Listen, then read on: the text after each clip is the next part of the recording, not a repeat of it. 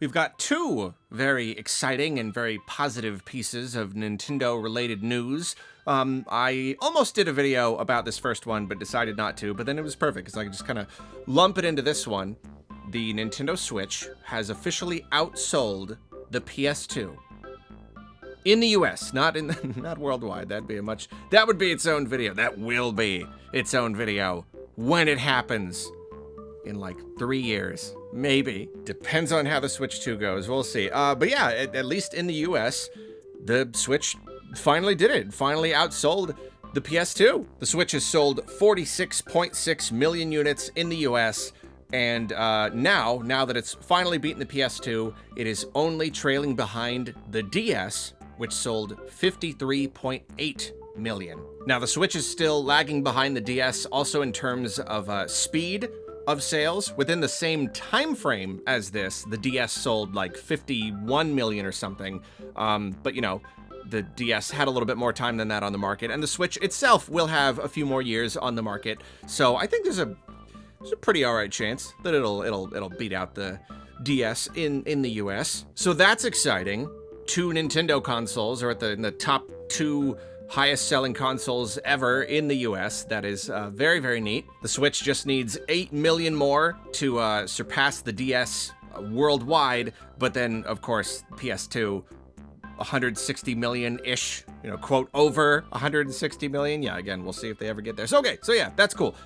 Second thing, and the main topic of this video, it seems that because of the anticipation leading up to the Switch 2, general Nintendo-related hype, Nintendo stocks have just hit an all-time high. Now, it's worth noting that it only reached the peak, momentarily. You know how these kinds of things go, they change so constantly, and since then it's kind of equalized a little bit. I'm also having a hard time. That's the weird thing about stock prices. I always see like different info from different places. If I just bring up like the Google one, it doesn't show a peak that high, but then like, I don't know, I'm on the Nintendo Life article and they show like a Japanese one and it shows like the peak. I don't know, whatever. Assuming we're not all just wrong and someone said something wrong and we're all just sharing wrong information, assuming that's not happening, it has been reported by many publications that Nintendo stock prices have reached an all-time high of 9,578 yen in value. And funny enough, there seems to potentially be another reason why this is happening. And it's just like shares in popular video game companies are going up because they are potentially changing some of the tax laws in Japan. They're considering raising the tax threshold. So like, you make a certain amount of money in a year, and if you go over that threshold, then you have to pay taxes on it. So it's saying that there's like a lot of students who like purposefully don't work a lot and they kind of keep themselves under that threshold. So if they're considering raising the threshold, that means more people will be working more hours and making more money, theoretically, I guess, and having more money to spend on video games. And so I guess that's enough to somehow raise the prices of Nintendo's shares. It's funny. I think that the economics are a funny thing. They're weird and scary, but a little bit funny sometimes. But yeah, obviously, probably most of this is just Nintendo continuing to do really well, continuing to sell a lot of units.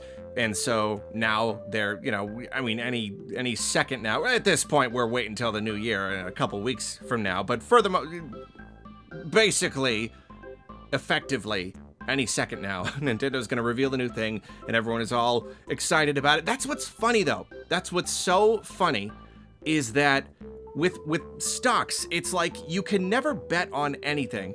And it's like, even if the next system is a really big success, if it's like anything less of a success, then like this crazy peak will probably not be maintained, unless of course they keep diversifying their company, they keep expanding out into other forms of media, even if their games take a hit during any given year. Well, what if they also put out a Mario movie that made $1 billion? So, you know what I mean? There's other things that they can do, and that's another reason why their value has been increasing so much. They are kind of diversifying and coming up with new ways to make money. But it's just funny that you have this big hype and the shares are going up and up and up, and it's like it could go either way. It could be all these people own these shares, and then the Switch 2 gets revealed, and I don't know, what if even if it's just like pretty solid, it's fine. It doesn't like light the world on fire, but like it's still like a fine success, but that could still see a decrease, and that could still see people who own shares now losing money. Or they carry this momentum into the next generation, and it works, and they reveal the Switch 2 and the new Mario and Mario Kart, and later a new Zelda, and all this stuff sells even better than ever somehow. Now, the stock prices are double what they were at the end of 2024, and anybody who didn't buy it on Nintendo, they're all stupid. I don't, personally, I'm more in like the former camp. I kind of feel like this crazy peak is probably not gonna be around forever, not going to be quite maintained. Depending on the reception of the reveal of the Switch 2, then that could see another spike. It could see another spike that then normalizes, or it could just keep going up, or it could just keep going down. Nintendo's stock prices have been so high, it could be that, again, even with a pretty okay success, it could still just kind of go down if it's not as successful. I don't know. It's all weird. It's all weird and confusing, and I try not to pay attention, not too much attention. I'm more of a sales numbers kind of guy, but like stock prices, stock market, that's when you kind of start to lose me. However, there is no doubt at all that if this is true, that this is the highest their share prices have ever been. It's awesome. I mean, it's just fantastic. Especially longtime fans of Nintendo, it's been really wonderful to see them turn this ship around. Things were really, really dire in the Wii U days, and so the entire Switch generation, it's been really just delightful to see Nintendo make all of these right decisions and become more profitable than they ever were before because of it. It's been very just satisfying, a little heartwarming. Heartwarming to see this scrappy little multi-billion corporation that could finally succeeding. It's nice. Like even just to say they are worth more now, or at least they were for that like second. I mean, they are overall like this, they are at a peak, even if it's it's a little bit up and down. The actual literal peak was just for like a moment or whatever, but like overall, they have just been doing the best that they've ever done. And so just to even say that they just hit their peak, the highest ever, that's a big deal. Like that's, I don't know, it's breaking your high score. Nintendo just broke their high score. They've been, they've been a company for 100 and whatever years, and they've been making games for however many decades. And just to know that they recently broke their high score, it's cool. It's really cool. They're doing so incredibly well. And knowing, as we do, that what is the most important thing going into next gen, say it with me, it's momentum. Knowing that momentum is so important, well, I mean, look at this. What says momentum more than like breaking your high score?